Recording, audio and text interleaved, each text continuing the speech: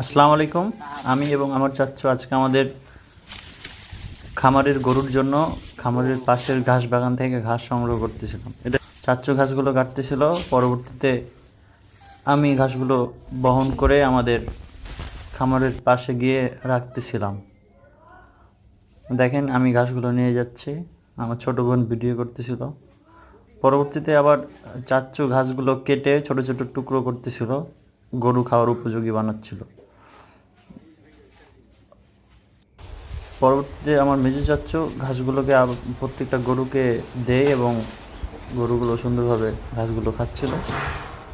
এবং শেষে দেখেন আমাদের খামার, এই হচ্ছে আমাদের খামার। আর পরবর্তীতে আবার আমার ছোটো চাচ্চু আমাদের গরুর খামার পরিষ্কার করতেছিল। উনি মূলত প্রত্যেক দিনই গরুর খামারটা পরিষ্কার করে, আমরা আজকেই ওনার সাথে একটু সাহায্য করছি।